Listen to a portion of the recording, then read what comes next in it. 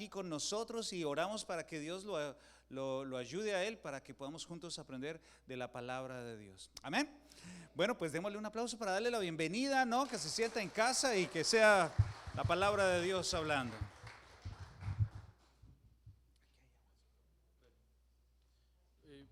Buenos días, hermanos. Creo que estamos de día todavía. Sí. Bueno, para mí es un gusto, un placer estar con ustedes. Yo he venido, me parece, antes, pero he estado de incógnito para evaluar primero, para verlo. Ustedes no me han visto, pero yo lo sé. Sí recuerdo hace algunos años tuve la oportunidad de compartir con usted. Pero bueno, gracias a Nelson y al pastor Fabio por permitirme poder compartir alguna palabra el día de hoy. Quiero, hermanos, antes de empezar, que me acompañen con una oración y si pueden ponerse de pie. Vamos a orar, hermanos, porque yo sinceramente soy muy consciente de que ustedes tienen mucha más experiencia que yo y ustedes han vivido cosas que tal vez yo ni imagino, pero gracias a Dios, nuestra fe, nuestra esperanza, ¿no? Nuestra vida está depositada no en la experiencia, no en el conocimiento humano, sino en la palabra de Dios, que vive y permanecerá para siempre. Así que vamos a orar y mientras oramos quiero pedirles que ustedes oren y le pidan a Dios que esta palabra que es viva pueda manifestarse a cada uno de ustedes de la manera en la cual el Espíritu Santo quiera obrar. Vamos a orar. Señor, muchas gracias por la oportunidad que nos das de reunirnos, Señor, de congregarnos en tu nombre. Gracias, Señor, sabemos porque tenemos promesa tuya, de que donde está uno o dos reunidos en tu nombre, tú estás ahí. Y gracias, Señor, porque incluso tu Hijo también no se avergüenza de llamarnos hermanos y participar en la congregación de los santos.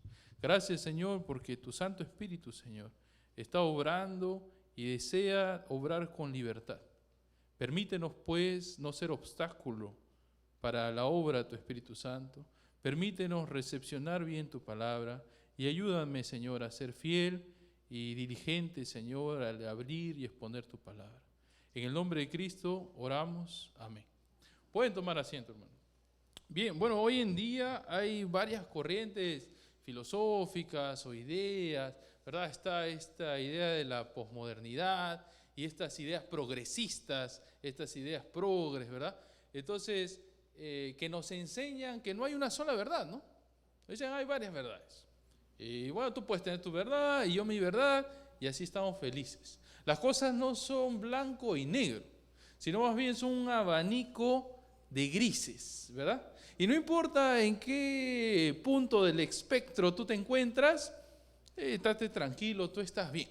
Quiérete como eres, acéptate y mientras tú te quieras y te aceptes, estás bien, estás perfecto, no hay ningún problema. Eso es lo que nos enseñan hoy en día, ¿verdad? Pero nosotros no hemos aprendido así de Cristo. Cristo no nos enseña que hay un abanico de posibilidades, sino Él nos enseña que hay solo dos posibilidades: el camino angosto y el camino ancho, el árbol que da fruto y el árbol que no da fruto, ovejas y cabritos, la luz y las tinieblas. Lo que hemos aprendido de Cristo es muy diferente a lo que el mundo enseña. Y hermano, yo te animo a que tú hoy día puedas de repente reflexionar en qué lado te encuentras, porque solo hay dos, y que puedas estar bien con el Señor y ser consciente de cómo el Señor te ve a ti. Y el otro punto es que a veces no solamente tenemos esta idea de que está bien como estemos, sino que nuestra conciencia nos invita a querer ser algo que no somos, para que puedan vernos mejor, para tener un mejor estatus, para que seamos alabados por la gente, para que la gente nos vea y digan, uy, mira, como Ananías y Zafira, ¿verdad? Que querían ser como Bernabé, que ofreció todo su terreno para la obra, y entonces Ananías y Zafira decían, yo quiero ser como Bernabé, que me llamen también, que sea un líder de la iglesia. Pero era no de un corazón sincero, sino algo falso, ¿verdad? Yo les he traído una imagen el día de hoy esta imagen, este cuadro, se llama Paisaje rojo con caballos. Este artista mucha imaginación tenía, ¿no? Desde el nombre ya sabemos que tenía mucha imaginación. Bueno, yo no entiendo absolutamente nada de esta imagen, la he visto varias veces. Nunca la he entendido y no sé si lograré entenderla algún día. No sé si a ustedes les gusta el arte. A mí no me llama mucho la atención, al menos este tipo de arte. No sé si ustedes son los que tienen cuadros en casa.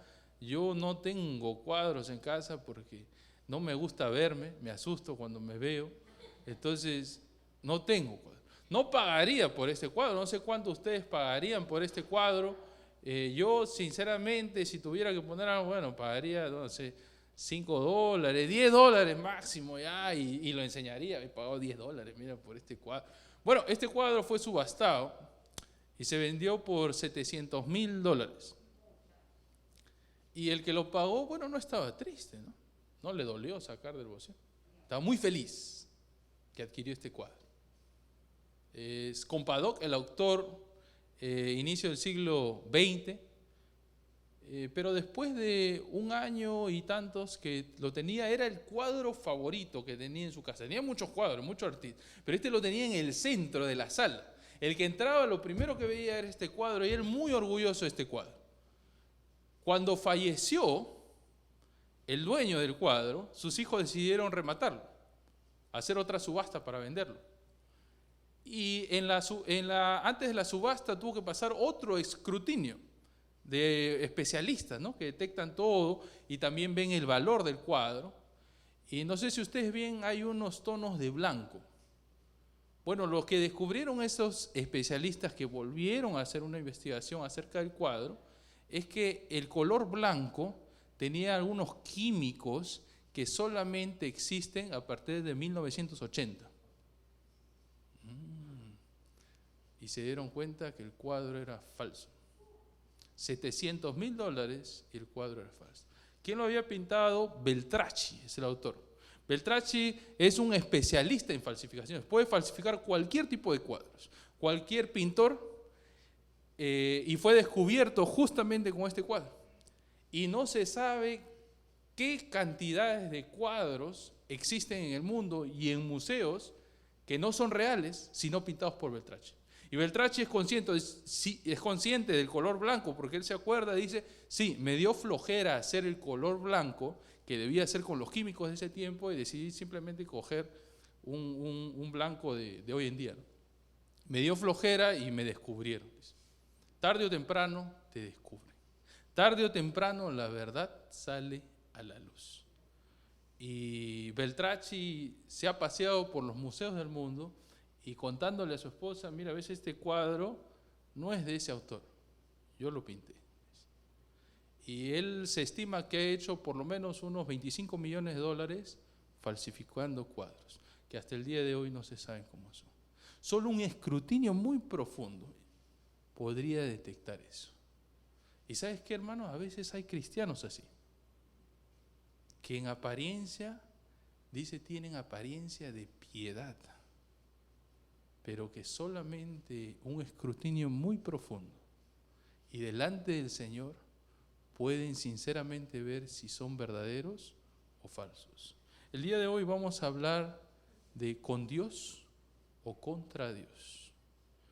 Y es un tema muy amplio, pero en esta hora y media que tenemos vamos a tratar de abarcar todo lo que podamos. Vamos a centrarnos en Filipenses. Les pido que abran sus Biblias en Filipenses capítulo 3 y vamos a estudiar el versículo 18 y el versículo 19. Pero vamos a leer desde el versículo 17. Dice,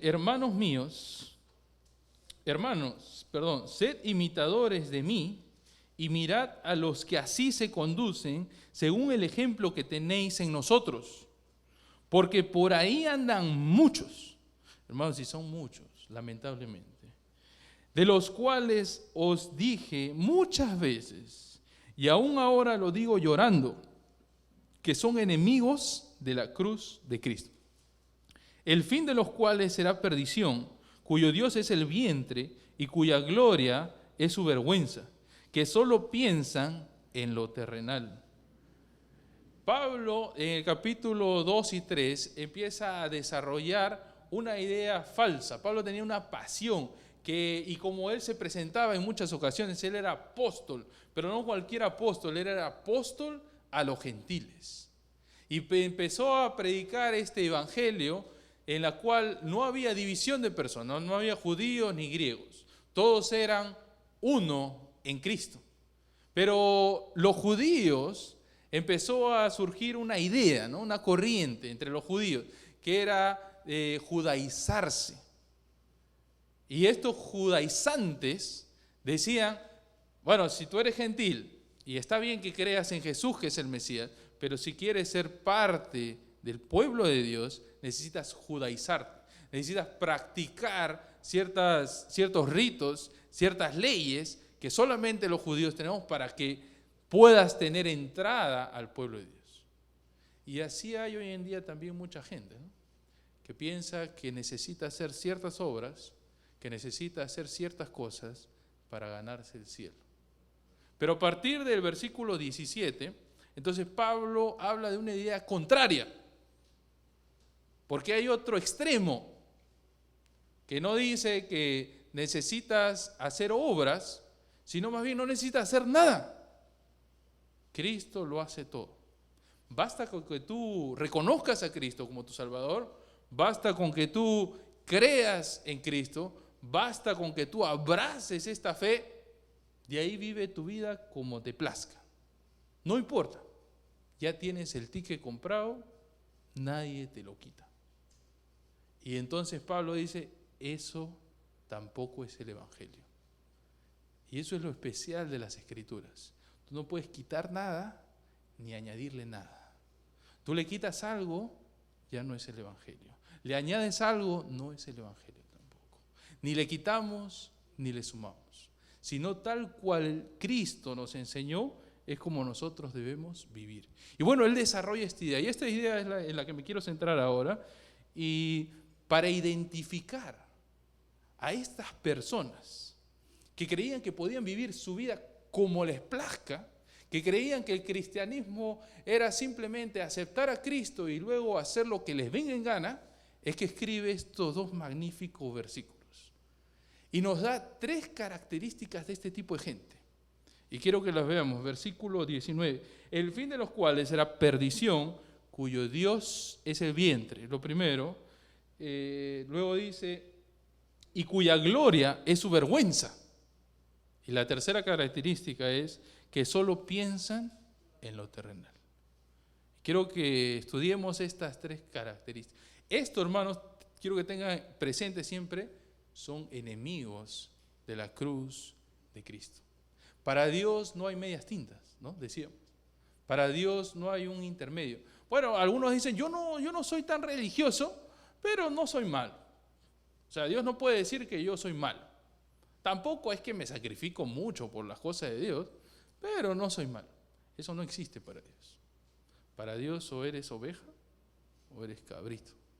Para Dios o das fruto o eres un árbol que no da fruto y mereces ser echado, cortado y echado al fuego. El Señor quiere que nosotros seamos como Él es. Santo, santo, santo. Y bueno, vamos a ir de atrás adelante. Una de estas características dice, solo piensan en lo terrenal. Y hay gente, incluso personas que se llaman hijos de Dios, que tienen la mente cautiva por lo terrenal. Solo piensan en lo terrenal. Su visión no va más allá. Se olvidan que no vivimos para lo terrenal, sino para lo eterno.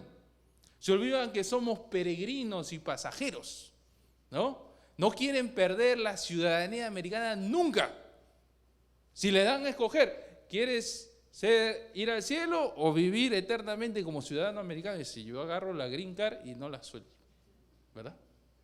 Y se olvidan que el Hijo de Dios no piensa así. El Hijo de Dios sabe que lo eterno, lo sublime, está por venir. Quieren las bendiciones acá. Cuando se olvidan que Pablo mismo escribe en Efesios y dice, aquellos que recibimos toda bendición espiritual en los lugares celestes. Nosotros hemos recibido, los que somos hijos de Dios, ya hemos recibido, dice Pablo, toda bendición espiritual en los lugares celestes. Hermano, tú no necesitas bendiciones. El problema es que no sabes las que ya tienes. Pablo dice, hemos recibido toda bendición espiritual, Efesios 1:3, en los lugares celestes. Pero no queremos esas bendiciones celestiales, queremos las de acá, ¿verdad? Queremos las bendiciones aquí en la tierra. Si no, no vale, pues. Y hay mucha gente que tiene la mente cautiva para pensar solo en la terrenal. Invierten su tiempo en este mundo. Lo que dice, vamos un ratito a 1 Juan capítulo 2, en el versículo 15, dice Juan, no améis al mundo ni las cosas que están en el mundo. Si alguno ama al mundo, el amor del Padre no está en él. Porque todo lo que hay en el mundo, los deseos de la carne, los deseos de los ojos y la vanagloria de la vida, no proviene del Padre, sino del mundo.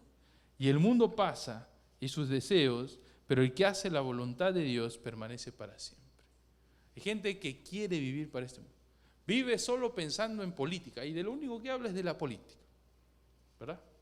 Que no me gusta este político, que siempre ve un problema y de eso vive. Hay gente que vive solo de los placeres. Pero yo no tengo ningún vicio. Bueno, yo conozco mujeres que viven solamente para tener su casa impecable o tener los mejores muebles. Y conozco hombres que solamente viven para alcanzar un mejor puesto y un mejor ascenso y tener más y más. Solo piensan en lo terrenal. Pablo dice, los primeros que son enemigos de la cruz de Cristo son esta gente que piensa solo en lo terrenal. Pero no solamente ellos, sino que enumera dos más. Dice, versículo 19, Filipenses capítulo 3, cuyo Dios es el vientre. Y lo bueno de la palabra es que muchas veces es muy clara, muy sincera. Necesita muy poco de interpretación. Cuyo Dios es el vientre. Cuyo Dios es el placer, el deleite. Bueno, yo soy peruano. Estoy casado, mi esposa es peruana. Y cocina muy bien la comida peruana. Vivo con el enemigo, hermanos. ¿Ya? Cada vez que me siento a comer, tengo ahí el enemigo. Y pobre que no coma, me castiga. No me entiendes. Pero hay gente, ¿no?, que no vive, que no come para vivir, sino vive para comer. Que no toman para vivir, sino viven para tomar. No, pero yo no tengo esos problemas. Sí, pero también yo conozco gente que solamente vive para saber cuál es el siguiente lugar de vacaciones, ¿verdad? Todavía no regresan de sus vacaciones, pero ya están planeando el siguiente, ¿verdad? Viven para los placeres. Y el mundo, eso es lo que ofrece, los placeres. Nosotros vivimos en un mundo, según las estadísticas que leí del año 2000, una de las estadísticas, dice que un ser humano promedio de 65 años está expuesto a 2 billones de avisos publicitarios en toda su vida. 2 billones. Pero el Hijo de Dios no vive para el placer. Aquel que es amigo de Dios no vive para el placer. Aquel que es enemigo de la cruz de Cristo vive para el placer. Y lo tercero que nos dice aquí Pablo es que dice, cuyo Dios es el vientre y cuya gloria es su vergüenza. Y hay mucha gente, incluso personas que se dicen cristianos, que cuando recuerdan su vida pasada, la recuerdan con un orgullo, hermanos. Yo era así, y sacan el pecho, ¿verdad? Y se alegran de cómo era. Y se enorgullecen de su vergüenza. O cuando hacen lo malo, disfrutan. No solamente cuando ellos hacen lo malo, sino con quienes hacen lo malo también. Vivimos en una sociedad tan corrompida que el día de hoy hay un día que se celebra al gay, ¿verdad? Pero no solamente es el gay. ¿Cómo se llama ese día? El día del orgullo gay. Su orgullo es su vergüenza. Esos son enemigos de la cruz de Cristo. El Hijo de Dios no se deleita en lo malo. El Hijo de Dios vive para la gloria de Dios. Y ¿saben qué, hermanos? Aquí hay algo muy interesante, ¿no? Porque Pablo podría haber dicho, bueno, todas estas personas que viven para el placer, que viven enorgulleciéndose de su vergüenza, que viven para lo terrenal, son malvados y hacen lo malo. Pero Pablo los caracteriza y los describe de una forma muy particular. Dice el versículo 18, porque por ahí andan muchos, de los cuales os digo muchas veces, y ahora lo digo llorando, que son enemigos de la cruz de Cristo. Pero Pablo dice que son enemigos específicamente de la cruz de Cristo. Podría haber dicho simplemente son malos, simplemente no son hijos de Dios, simplemente son enemigos de Dios. Pero dice son enemigos de la cruz de Cristo. Mira lo que dice Gálatas capítulo 1, unas hojas más atrás. Gálatas capítulo 1, el versículo 4, dice, el cual se dio a sí mismo por nuestros pecados. ¿Quién se dio a sí mismo por nuestros pecados? Cristo fue crucificado por nuestros pecados para librarnos del presente siglo malo, conforme a la voluntad de nuestro Dios y Padre. Son enemigos de la cruz de Cristo. Porque justamente Cristo murió en una cruz para que nosotros seamos librados del pecado. Mira lo que dice también más adelante en Gálatas capítulo 6, versículo 14. Dice, pero lejos esté de mí gloriarme, sino en la cruz de nuestro Señor Jesucristo, por quien el mundo me es crucificado a mí y yo al mundo. Aquel que vive de esta manera que escribe Pablo no puede ser otra cosa sino enemigo de la cruz de Cristo. Vamos más adelante en Tito, en la epístola más adelante, después de Tesalonicenses, en Tito capítulo 2, versículo 11, mira lo que dice, hermano. Porque la gracia de Dios se ha manifestado para salvación a todos los hombres, enseñándonos que, renunciando a la impiedad y a los deseos mundanos, vivamos en este siglo sobria, justa y piadosamente, aguardando la esperanza bienaventurada y la manifestación gloriosa de nuestro gran Dios y Salvador Jesucristo, quien se dio a sí mismo por nosotros para redimirnos de toda iniquidad y purificar para sí un pueblo propio, celoso de buenas obras. Él se dio a sí mismo en una cruz, no para que tú sigas viviendo como te da la gana.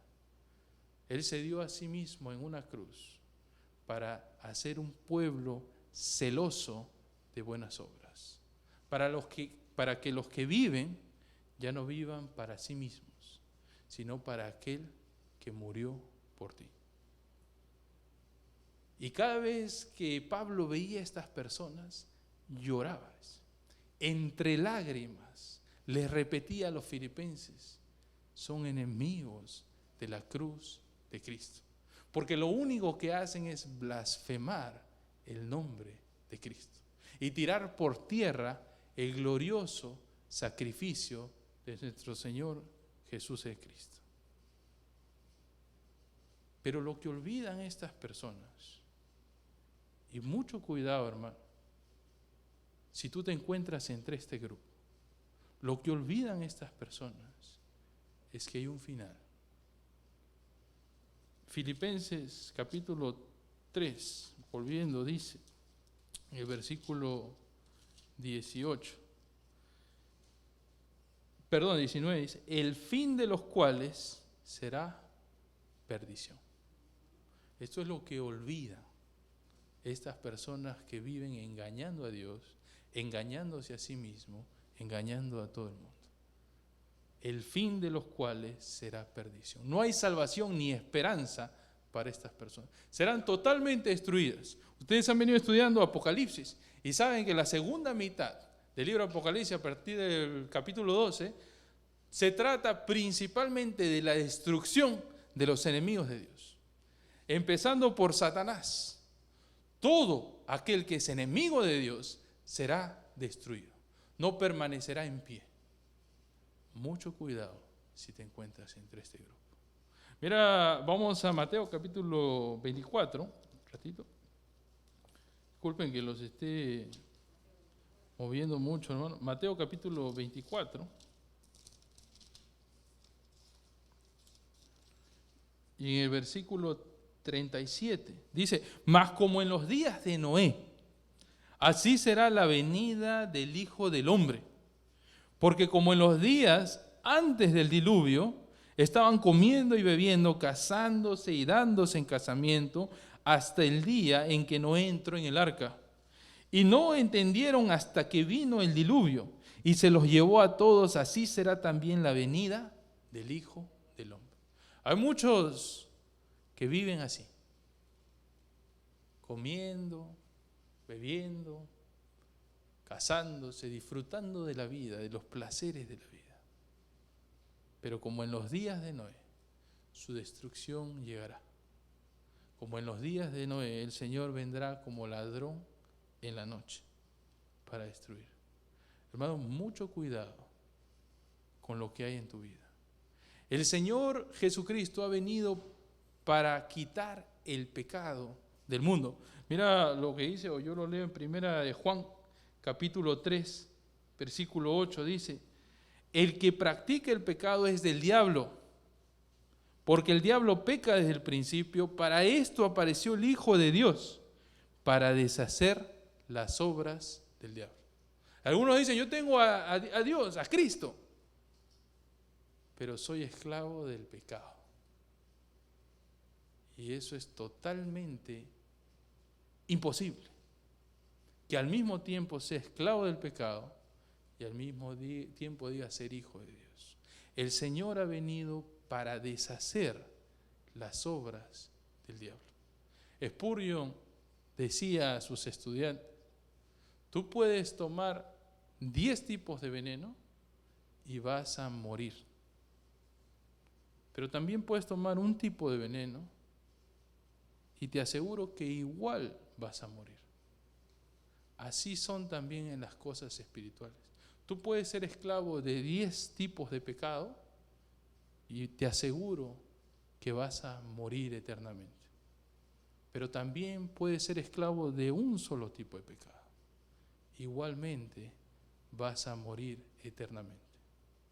Cristo ha venido para deshacer las cadenas del pecado. Y si tú eres hijo de Dios, tú no puedes vivir esclavo del pecado. El Señor nos ha llamado para ser santos, para ser un pueblo escogido, especial, celoso de buenas obras. El Señor Jesucristo no ha venido solamente para librarte del infierno, no. El Señor ha venido para hacerte su hijo y para que vivas como tal. Y yo te animo, hermano, a que consideres cuál es tu caminar delante de Dios. No vaya a ser que seas un lienzo, una pintura falsa, y vas a ser descubierto, como aquellos que se acercan en el día de juicio y le dicen: Señor, Señor, en tu nombre hicimos muchos milagros.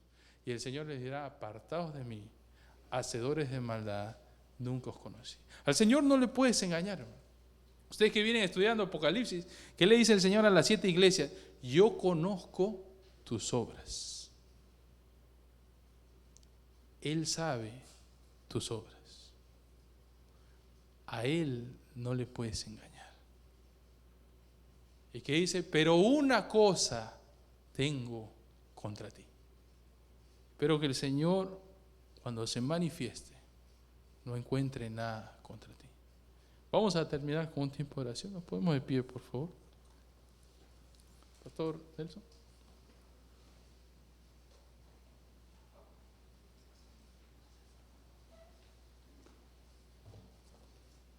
Inclinen su rostro. So, Padre, te damos gracias por tu inmensa palabra. Y damos gracias, Señor, por tu siervo que tiró las semillas, Señor, y espero que pueda dar fruto en cada corazón.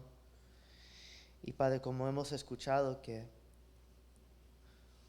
seremos considerados como enemigos o amigos, o tus amigos, Padre. Y espero que cada persona aquí pueda reflejar hoy en esta tarde y meditar, Señor, a través de tu palabra.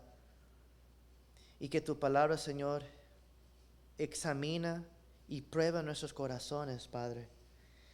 Y si hay algo, Padre, que estamos fallando o en un área en nuestras vidas que estamos ocultando, hay algo que todavía no hemos arrepentido, si hay algo, Señor, que no te agrada a ti, que tu Espíritu Santo, Señor, revela, ilumina aquellas cosas que tiene que cambiar. Solo a través de tu poder. Señor, como dijo el salmista, yo reconozco mis transgresiones, Padre, y solo contra ti pecamos ante el Dios Santo. Y Padre, espero que cada persona en este hogar, incluyéndome yo mismo, podemos entender y reconocer que el sacrificio que te agrada a ti es un espíritu quebrantado. Y Señor, si quebrantamos nuestros corazones, si quebrantamos nuestro espíritu ante ti, como dice tu palabra, tú no nos despreciarás. Y Padre, pido que cada persona en este hogar pueda también salir animado y motivado, Padre. Porque tú moriste en aquella cruz para liberarnos, rescatarnos, renovarnos. Y es por medio de tu Espíritu que podemos salir más que victoriosos. Mayor es el que está en nosotros que el que está en el mundo. Todo lo podemos en Cristo que nos fortalece. Padre, te damos gracias de nuevo por tu palabra y que podemos salir, Señor, aquí con seguridad que somos tus amigos y que nuestras mentes estén en las cosas celestiales y no las cosas terrenales. Gracias, oh Padre, por este tiempo. Gracias, oh Dios, por tu palabra. Y en tu nombre oramos. Amén y amén. Que Dios me lo bendiga, mis queridos hermanos. Disfruten su domingo y no se olviden que aquí a las 6 de la tarde tendremos nuestra reunión de finanzas. Que Dios me los bendiga.